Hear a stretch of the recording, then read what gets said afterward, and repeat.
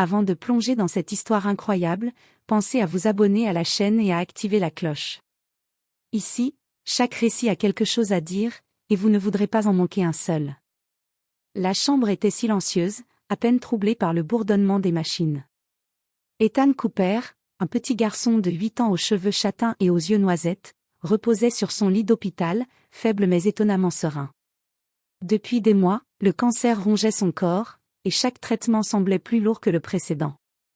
Les médecins avaient tout tenté, chimiothérapie, radiothérapie, traitements expérimentaux, rien ne fonctionnait. Emily Cooper, sa mère, était assise à ses côtés, les mains crispées sur la couverture. Ses yeux rougis trahissaient l'épuisement, mais aussi la détermination de ne pas abandonner. « Tiens bon, mon ange !» murmura-t-elle, sa voix tremblante. « Tu dois te battre, je ne peux pas te perdre, pas maintenant. » Ethan ouvrit lentement les yeux, les fixant sur sa mère avec une intensité surprenante pour son âge et son état. « Maman, je sens quelque chose, une chaleur, comme si mon corps essayait de se guérir. » Emily frissonna. « Quoi ? Ethan, tu délires, tu es très malade. » Mais l'enfant secoua doucement la tête. « Non, je sens vraiment quelque chose. Ça monte dans ma poitrine, puis dans tout mon corps, et ça brille. » À ce moment précis, un faible halo de lumière sembla entourer Ethan. C'était subtil, presque imperceptible, mais suffisant pour que le docteur Harrison, le médecin de garde, fronce les sourcils en entr'ouvrant la porte. Il s'avança avec prudence, sceptique mais intrigué. « Docteur, regardez. » souffla Emily, sa voix tremblante. « Il se passe quelque chose. » Le docteur Harrison observa Ethan. Les machines bourdonnaient différemment, comme si elles détectaient une énergie que personne n'avait encore mesurée. L'enfant, bien que faible, souriait légèrement, les yeux brillants d'une lumière que ni Emily ni le médecin ne pouvaient expliquer.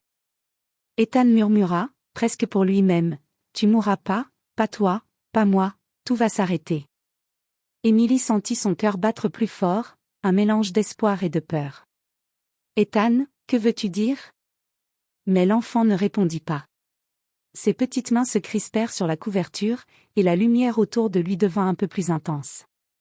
Il semblait que le corps d'Ethan ne voulait pas seulement survivre, mais qu'il était sur le point de défier toutes les lois connues de la médecine. Le docteur Harrison, pourtant habitué aux cas graves, sentit une boule se former dans sa gorge. « Ce n'est pas possible. » murmura-t-il, incapable de détourner le regard. Et dans ce silence presque sacré, Emily sut que quelque chose d'inimaginable allait se produire. Quelque chose qui pourrait changer non seulement la vie de son fils, mais celle de tous ceux qui oseraient croire en un miracle. Les jours qui suivirent furent un mélange d'angoisse et de fascination. Ethan restait faible, mais chaque matin, Emily remarquait quelque chose d'étrange, ses yeux semblaient plus lumineux, son souffle moins haletant, et parfois, une chaleur douce émanait de son petit corps comme si un feu intérieur brûlait pour le guérir. Le docteur Harrison, sceptique mais intrigué, observa les résultats des analyses récentes. Ses mains tremblaient légèrement en feuilletant les rapports, la tumeur d'Ethan avait régressé. Lentement, mais clairement. « C'est impossible !» murmura-t-il à son collègue, le docteur Martinez. « Rien dans la littérature médicale ne peut expliquer ça. » Pourtant, Emily, assise près du lit de son fils, sentait la vérité avant tout le monde. « Je vous l'avais dit, il y a quelque chose en lui, quelque chose de... » Elle chercha ses mots, incapable de décrire la lumière qu'elle voyait parfois danser autour de son fils. De miraculeux. Ethan, malgré la faiblesse qui pesait sur lui, avait commencé à parler d'une voix claire et ferme, différente de celle d'un enfant malade. « Maman, je sens que ça bouge, ça sort de moi, je crois que je guéris. » Emily frissonna en voyant un faible halo de lumière s'intensifier autour de sa poitrine. Ses mains se crispèrent sur celles de son fils. « Ethan, non, c'est dangereux, tu ne devrais pas. » Mais Ethan sourit faiblement. « Non, maman, ça ne fait pas mal, c'est chaud et léger, comme si mon corps expulsait la maladie. » Le docteur Harrison observa avec un mélange d'incrédulité et de peur. Il avait vu beaucoup de choses dans sa carrière, mais jamais rien de comparable à ce phénomène. Les machines bourdonnaient différemment, détectant des variations d'énergie inexplicables. Il tenta de rationaliser, peut-être une réaction rare, un pic immunitaire. Mais au fond de lui, il savait qu'il se trouvait face à quelque chose de plus grand que la science médicale. Pendant plusieurs jours, le processus se poursuivit. La lueur autour d'Ethan s'intensifiait par intermittence, son corps semblait rejeter lentement la maladie. Les médecins, impuissants, observaient ce miracle silencieux. Un matin, alors que le soleil filtrait à travers les stores, Ethan ouvrit les yeux plus grands que jamais et murmura « Maman, regarde, ça part, tout part ». Émilie sentit les larmes lui monter aux yeux. La tumeur de son fils, qui avait tant inquiété le monde médical, semblait s'effacer sous ses yeux. La lumière douce qui émanait d'Ethan se dissipa lentement, laissant un garçon pâle mais vivant, les yeux brillants d'une force nouvelle. Pour la première fois depuis des mois, Émilie sut que son fils avait échappé à la mort, et que ce qui venait de se passer dépassait tout ce que la médecine pouvait expliquer. « C'est incroyable !» souffla le docteur Harrison. « Je n'ai jamais rien vu de tel. » Ethan, les yeux tournés vers le plafond, murmura presque pour lui-même « Je dois apprendre, pourquoi ça m'est arrivé, et comment aider les autres. » Le miracle venait de se produire, mais personne ne savait encore que ce n'était que le début. Quelques jours après la première régression miraculeuse, quelque chose d'inattendu se produisit. Ethan était assis sur son lit, les yeux fermés, lorsqu'une chaleur douce commença à irradier de sa poitrine. Émilie, qui était là depuis l'aube, sentit une vibration étrange dans l'air, comme si la chambre elle-même respirait avec son fils. « Ethan, ça va ?» demanda-t-elle, la voix tremblante. L'enfant ouvrit les yeux, un sourire faible mais confiant sur le visage. « Maman, regarde, je crois que ça sort. » Avant qu'Émilie puisse comprendre, un halo de lumière douce et dorée commença à émaner du corps d'Ethan. La lumière ondulait lentement, comme un souffle vivant, illuminant les murs de la chambre d'une clarté surnaturelle. Les machines bourdonnaient et s'emballaient, mais Ethan restait calme, presque serein, comme s'il contrôlait l'énergie qui le traversait. Le docteur Harrison et le docteur Martinez, appelés en urgence par les infirmières, entrèrent précipitamment dans la pièce. Leurs yeux s'écarquillèrent lorsqu'ils virent le phénomène. « C'est impossible !» murmura le docteur Harrison, la gorge serrée. Ethan leva une main tremblante, et la lumière sembla s'intensifier. Une sensation de chaleur enveloppait la pièce, mais ce n'était pas douloureux.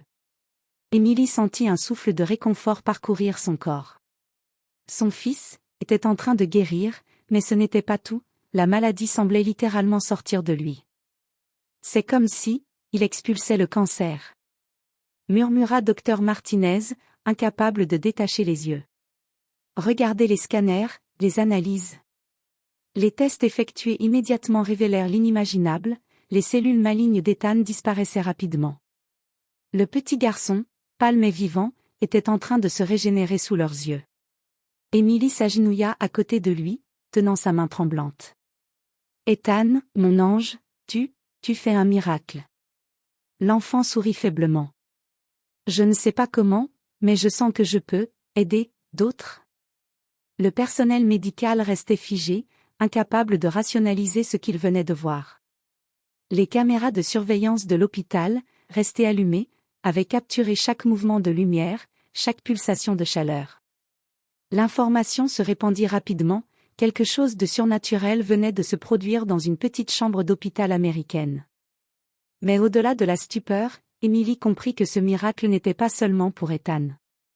C'était un don qui pourrait changer la vie d'innombrables autres personnes, si seulement il pouvait comprendre comment cela fonctionnait. Et Ethan, avec ses yeux brillants et son corps en rémission, savait déjà que son chemin ne faisait que commencer. Quelques semaines après le miracle visible, la vie des Cooper avait changé radicalement. Ethan, autrefois fragile et malade, courait maintenant dans les couloirs de l'hôpital, son rire cristallin remplissant l'air. Les médecins étaient toujours sous le choc, incapables de donner une explication scientifique à ce qui s'était produit. Émilie avait du mal à croire ce qu'elle voyait. Son fils, qu'elle avait presque perdu, était non seulement en vie, mais rayonnant de santé. « C'est un miracle, un vrai miracle !» répétait-elle à chaque fois qu'elle le voyait jouer, ses yeux brillants d'émotion. Mais le monde extérieur ne tarda pas à s'en apercevoir. Des journalistes, alertés par des fuites anonymes de l'hôpital, commencèrent à affluer. Des caméras filmaient la chambre d'Ethan, et des scientifiques du monde entier vinrent observer le garçon. Chaque test confirmait ce que les médecins avaient constaté, le cancer avait disparu, et le corps d'Ethan émettait encore des phénomènes d'énergie inexpliqués. Ethan, lui, semblait comprendre plus que les adultes autour de lui. Il parlait souvent de « guides invisibles » qui lui montraient comment canaliser sa lumière, comme s'il savait que son corps avait été choisi pour quelque chose de plus grand. Un soir, alors qu'Emily veillait à son chevet, Ethan murmura. « Maman, je crois que ce n'est pas juste moi, je peux aider d'autres personnes. » Emily sentit un frisson parcourir sa colonne vertébrale. « Tu veux dire, guérir les autres ?» Ethan hocha la tête. « Je ne sais pas comment, mais je sens que c'est possible. » Pendant ce temps, les médecins et les scientifiques cherchaient frénétiquement une explication. Les analyses sanguines, les scanners, même les tests génétiques ne révélaient rien d'anormal, hormis l'énorme régression de la maladie. Certains parlaient d'un phénomène immunitaire inconnu, d'autres murmuraient « surnaturel ». La pression sur la famille Cooper augmentait. Les journalistes campaient devant leur maison, et des chercheurs arrivaient avec des protocoles expérimentaux, impatients de percer le secret du corps d'Ethan. Emily, bien qu'inquiète, restait protectrice. Elle savait que son fils était spécial, mais elle voulait qu'il garde son innocence. Un jour, alors qu'Ethan jouait dans le jardin, il s'arrêta soudain et leva les bras comme s'il ressentait quelque chose. Une lueur douce scintilla autour de lui. Emily accourut et vit ce qui semblait être une manifestation du miracle à nouveau. « Ethan, qu'est-ce que tu fais ?» demanda-t-elle, émerveillée. L'enfant, avec une maturité qui dépassait son âge, répondit. « Maman, regarde, je peux sentir les autres, ceux qui souffrent, je peux leur envoyer un peu de lumière. » Emily sentit les larmes lui monter aux yeux. Elle comprit que le miracle n'était pas fini. Son fils ne s'était pas seulement guéri, il était devenu un porteur d'espoir, un catalyseur de miracles pour ceux qui en avaient le plus besoin. Et quelque part, dans le silence de la nuit, Ethan savait que sa mission venait juste de commencer. Quelques semaines plus tard, Ethan était officiellement sorti de l'hôpital. Les médecins, toujours stupéfaits, continuaient d'échanger des regards incrédules. La tumeur avait disparu, et le garçon rayonnait d'une énergie que personne n'avait jamais vue auparavant. Emily tenait son fils dans ses bras à la sortie.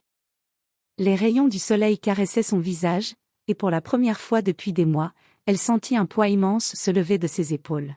« Tu es vivant, tu es vraiment vivant. » murmura-t-elle, les larmes aux yeux. Ethan sourit, plus fort et assuré que jamais. « Oui, maman, et je veux aider d'autres gens. » La nouvelle du miracle d'Ethan s'était répandue dans tout le pays. Les médias parlaient d'un « enfant qui a défié la mort », tandis que des chercheurs, fascinés, tentaient de comprendre son don. Mais Emily savait que ce qui importait le plus n'était pas la gloire ni la science, mais le fait que son fils avait survécu et qu'il portait en lui une lumière capable de changer le monde. Dans les jours qui suivirent, la famille Cooper décida de se retirer de l'attention médiatique directe. Ils voulaient protéger Ethan, mais ils savaient qu'ils ne pouvaient ignorer le potentiel miraculeux qu'il possédait.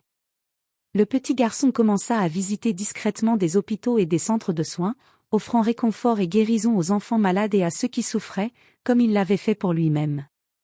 Un soir, alors qu'Ethan et Emily regardaient le coucher du soleil depuis leur jardin, le garçon murmura. « Maman, je crois que ce n'était pas un hasard, ce miracle, je devais survivre pour quelque chose. » Emily le regarda, le cœur rempli de fierté et d'émotion. « Oui, mon ange, et je suis sûre que tu vas changer la vie de beaucoup de gens. » Ethan sourit, ses yeux brillant d'une force nouvelle. Il savait que le chemin serait long, que le monde ne comprendrait peut-être jamais complètement ce qu'il était capable de faire. Mais une chose était certaine, il avait survécu, il avait vaincu la mort, et désormais, chaque jour serait l'occasion d'un nouveau miracle. Les Cooper reprirent leur vie, marqués à jamais par l'épreuve qu'ils avaient traversée. Mais à chaque sourire d'Ethan, à chaque éclat de lumière émanant de lui, il savait que ce miracle n'était pas seulement personnel, il était destiné à toucher le monde entier. Et dans le silence des nuits calmes, Emily entendait parfois Ethan murmurer pour lui-même. Ce n'est que le début. Le miracle venait de s'accomplir, mais l'histoire d'Ethan et de sa lumière ne faisait que commencer.